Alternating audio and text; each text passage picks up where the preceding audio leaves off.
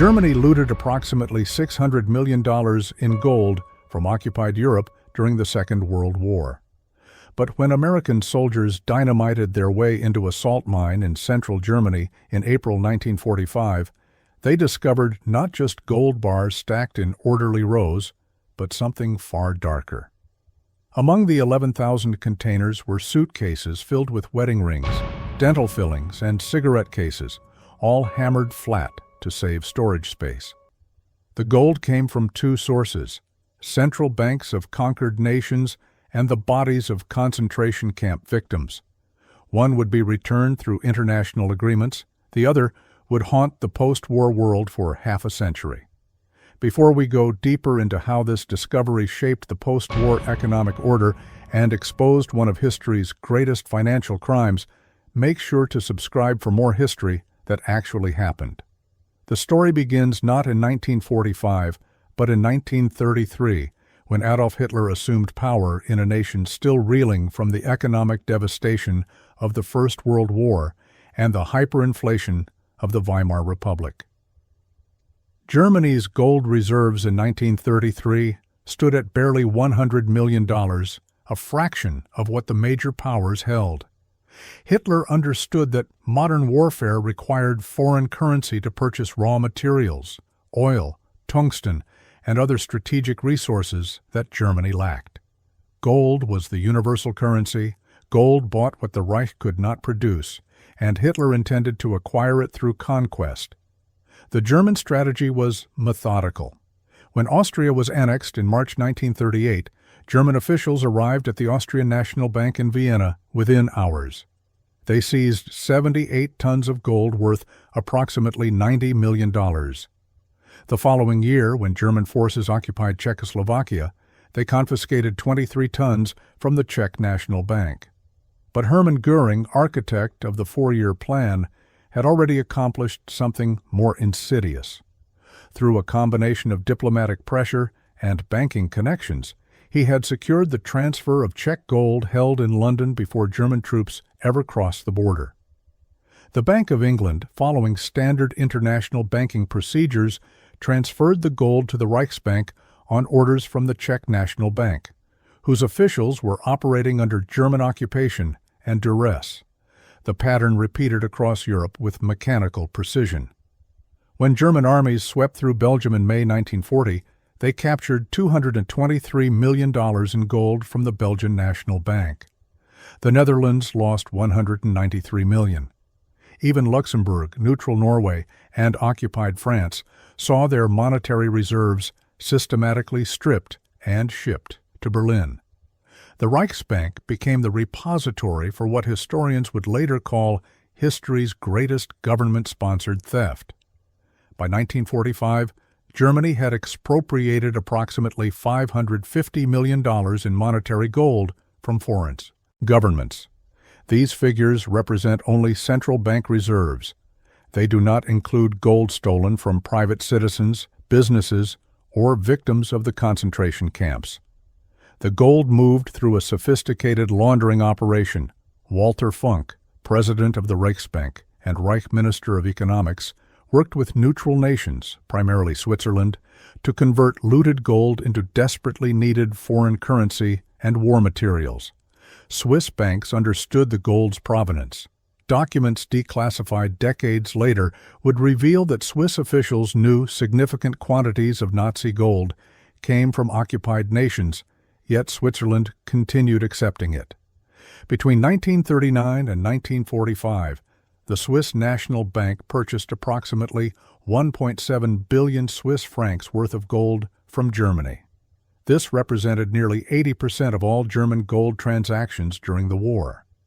Portugal, Spain, Sweden, and Turkey also participated, though on smaller scales. The neutral nations provided Germany with chromium, tungsten, ball bearings, and other materials essential to the Wehrmacht's war machine. Gold made these transactions possible. But there existed another source of gold, one that would not be fully understood until American forces entered the Kaiserroda potassium mine at Merkers, Germany, on April 4, 1945. Late that night, elements of Lieutenant General George Patton's Third Army crossed the Rhine and drove northeast from Frankfurt. The 90th Infantry Division occupied Merkers, a small village in what would soon become the Soviet occupation zone. Displaced persons, interrogated by Counterintelligence Corps personnel, mentioned rumors of Reichsbank gold moved from Berlin to the local salt mine. Most dismissed it as speculation. Wars generate endless rumors of hidden treasure. Then 2 French women, stopped at a checkpoint on April 6th, told their military police escort about gold and artworks stored deep underground. Within hours, the story reached Lieutenant Colonel William A. Russell, the division's civilian affairs officer. He confronted mine officials. They confirmed it. Werner Weick, head cashier of the Reichsbank's Foreign Notes Department, admitted the truth. The mine contained the entire gold reserve of the Third Reich, moved from Berlin after Allied bombers demolished the Reichsbank on February 3, 1945. Russell immediately requested tanks and military police to secure all entrances to the mine. By evening, elements of the 712th Tank Battalion and the 357th Infantry Regiment surrounded the facility. General Manton S. Eddy, commanding 14th Corps, called Patton. Patton, burned by too many false rumors, told Eddy not to mention the gold until they confirmed it. The confirmation came on April 7th. Engineers descended 2,100 feet into the mine shaft. At the bottom, in the main tunnel, they found 550 bags of Reichsmarks stacked against the walls. Moving deeper, they discovered a vault sealed behind a 3-foot-thick brick wall.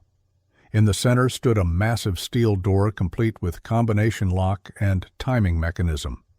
The door was sealed. Weick told Russell the gold lay behind it. Engineers prepared to blast it open. At dawn on April 8th, Russell, General Ernest, photographers, and combat engineers entered the mine. Using half a stick of dynamite, they blasted through the brick wall beside the vault door. The cavity beyond measured approximately 75 feet wide by 150 feet long with a 12-foot ceiling. Minecart tracks ran down the center. On either side, stretching toward the back, sat more than 7,000 bags and containers arranged in 20 rows. The gold bags were sealed and marked. Along one wall stood bales of currency and Reichsbank equipment, including gold balances.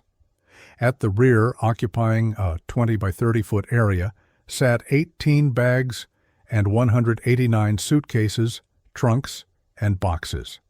Each bore a packing slip and a tag with the name Melmer. They broke some seals and conducted a partial inventory.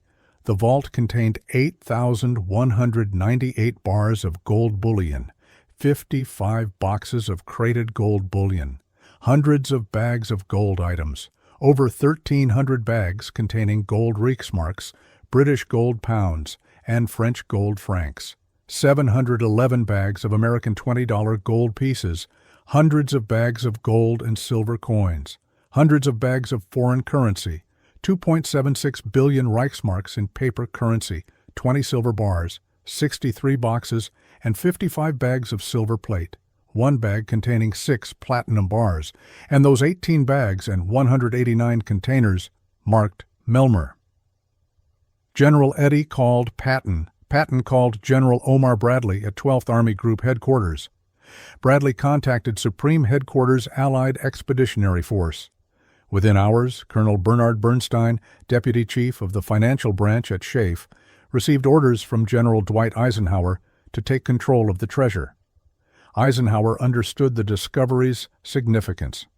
This was not merely captured enemy assets. This was evidence of systematic looting on a scale never before documented. The gold would be critical to post-war restitution efforts and to financing European reconstruction. On April 12th, Eisenhower, Bradley, and Patton flew to Merkers. Signal Corps photographers documented their descent into the mine. The elevator descended through pitch darkness on a single cable. Patton, eyeing the cable nervously, remarked that if it snapped, promotions in the United States Army would be considerably stimulated. Eisenhower told him to save the jokes until they were above ground. 2,100 feet down, they entered room number 8 and inspected the captured gold. Then Bernstein showed them the containers marked Melmer. Inside were gold wedding rings, dental fillings, cigarette cases, eyeglass frames, fountain pens, and wristwatches. All had been hammered flat too. Save space.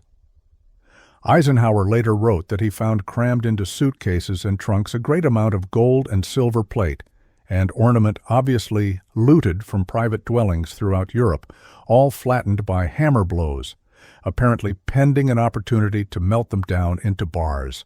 The generals understood immediately. This was concentration camp loot. The gold came not from central banks, but from human beings. Between August 1942 and January 1945, the SS made 76 deliveries to the Reichsbank of property seized from concentration camp victims. The deliveries were coded under the name Melmer, after SS Captain Bruno Melmer, who made most of the transfers. The gold jewelry was sold abroad. Gold of sufficient fineness was sold to the Prussian Mint or to Degussa, a German industrial firm specializing in precious metal refinement. Foreign currency and securities were purchased by the Reichsbank.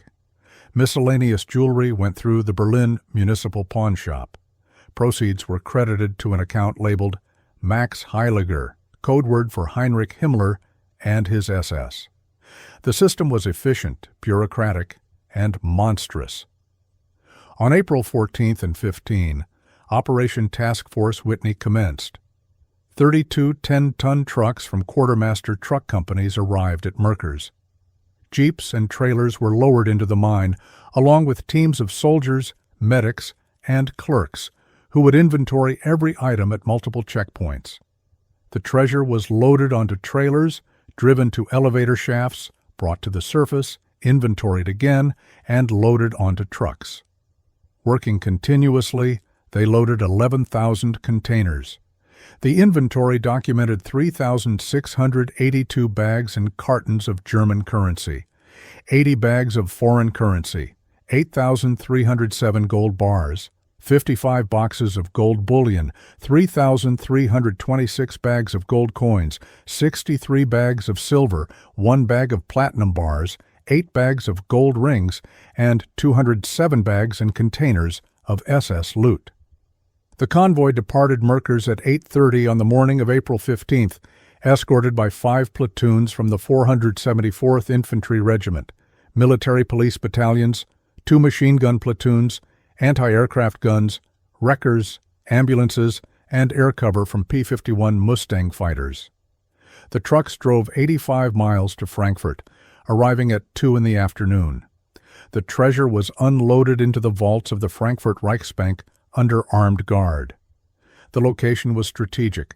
Frankfurt would become Eisenhower's headquarters and eventually the headquarters of the U.S. Group Control Council for occupied Germany.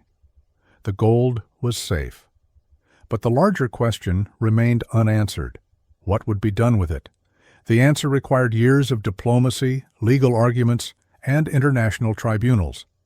In September 1946, the United States, United Kingdom, and France established the Tripartite Commission for the Restitution of Monetary Gold. The Commission's mandate was to recover gold looted by Nazi Germany from the central banks of occupied countries and return it proportionally to the rightful governments. The formula was mathematical. Each nation submitted claims for gold lost during the occupation. The Commission assembled a gold pool from recovered Nazi assets. Distribution would be proportional to documented losses. Belgium, which lost $223 million, received the largest share. The Netherlands, which lost $193 million, received the second largest. Smaller amounts went to Austria, Luxembourg, Albania, and other nations whose central banks had been systematically plundered. But the process was slow and contentious. Not all the gold could be accounted for. Germany had sold significant quantities to neutral countries during the war. Negotiations with Switzerland produced the Washington Agreement of May 1946. Switzerland agreed to pay $58.1 million in gold to the Tripartite Commission as restitution for looted gold it had purchased from Nazi Germany. The Swiss maintained they had acted in good faith as neutral bankers. Declassified documents decades later revealed Swiss officials knew much of the gold came from occupied nations. The agreement was widely criticized as insufficient. By most estimates, Switzerland had purchased over 1.7 billion Swiss francs worth of Nazi gold during the war. The $58 million settlement represented a fraction of what passed through Swiss vaults. The fate of the SS loot proved even more complex. The gold extracted from concentration camp victims was technically German property, acquired through criminal means, but processed through official Reich channels. International law provided no clear precedent. The Allies eventually designated this gold as heirless property to be used for the resettlement and relief of Holocaust survivors. But identifying rightful owners proved nearly impossible.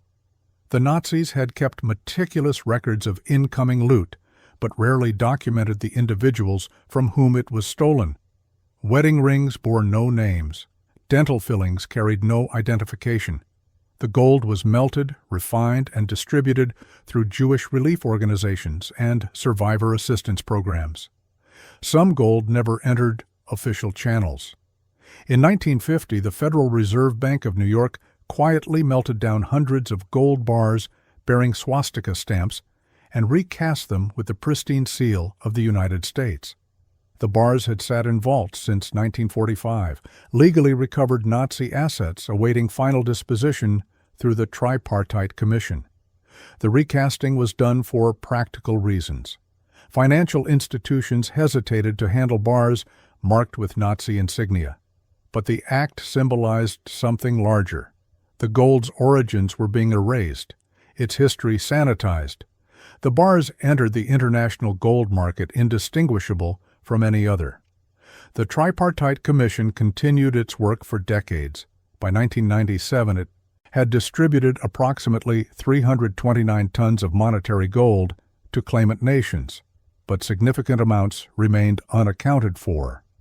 Some had been sold to Portugal, Spain, Turkey, and Sweden during the war and never recovered.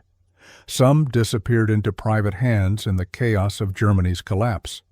Estimates suggest that as much as 100 tons of looted Nazi gold was never found or returned.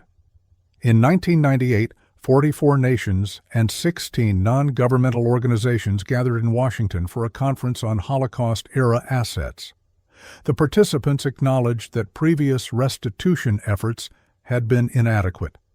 Switzerland, under international pressure, established a fund of $1.25 billion for Holocaust victims and their heirs. Other nations conducted audits of wartime gold transactions and dormant bank accounts. The legacy of Nazi gold extends beyond financial restitution. The theft represented the systematic conversion of human beings and sovereign nations into monetary assets. Gold seized from central banks financed German arms purchases and prolonged the war. Gold extracted from concentration camp victims became part of the machinery that murdered them.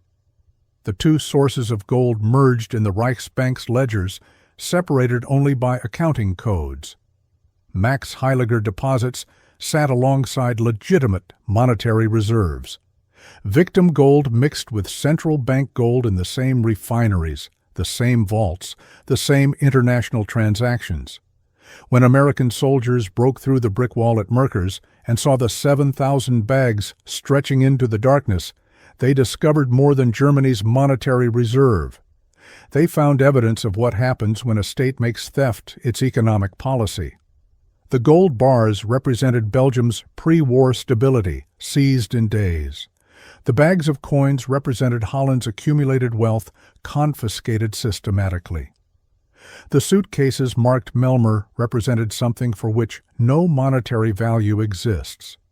They represented the final stage of a process that began in ghettos and ended in death camps. Property was seized, people were murdered, gold was extracted. The system was industrial, efficient, and documented with bureaucratic precision. The Merkers' discovery forced the Allied powers to confront questions they had not fully anticipated. How does one return gold when the nations it was stolen from no longer exist in their pre-war form? How does one compensate victims when the evidence of their ownership was deliberately destroyed?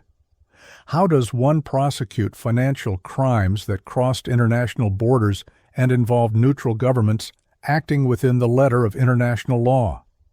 The answers required new legal frameworks, international tribunals, and decades of painstaking research into banking records that institutions fought to keep sealed. The gold itself moved through the post-war financial system, physically indistinguishable from gold mined in South Africa or held in Fort Knox. Bars were melted, refined, and recast. They entered central bank reserves, backed currencies, and underwrote the Bretton Woods system that created the post-war economic order. Some of the gold that financed European reconstruction came from Europe itself, looted, and then returned through international agreements. The irony was not lost on historians. The nations rebuilding from Nazi devastation were doing so partly with their own stolen assets, recovered and redistributed through Allied military victory and diplomatic negotiation. 75 years after American soldiers dynamited their way into a German salt mine, questions remain. How much looted gold was never recovered? How much victim gold entered the international market without documentation? What happened to assets deposited in neutral country banks by Jews who never returned to claim them? Archives continue to yield documents. Banks continue to discover dormant accounts. Researchers continue to trace gold bars through wartime records following swastika-stamped bullion as it moved from Berlin to Zurich to Lisbon to New York. The story of Nazi gold is not about treasure. It is about what gold represented in the machinery of the Third Reich. It was the fuel that kept the war running when Germany's own economy could not. It was the product of systematic theft conducted by a government that made looting state policy. And it was the final indignity visited upon concentration camp victims whose bodies were processed not just for death, but for profit.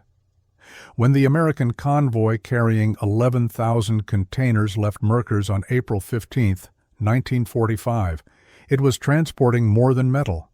It was transporting evidence of crimes that would take generations to fully document and which, even now, remain incompletely resolved. The gold bars stacked in the Frankfurt Reichsbank represented nations that would need decades to rebuild. The suitcases marked Melmer represented people who would never return. And the entire system represented what happens when a state divorces morality from policy and treats human beings as accounting entries. History eventually found the gold. It took much longer to find justice. Please don't forget to like, share, and subscribe.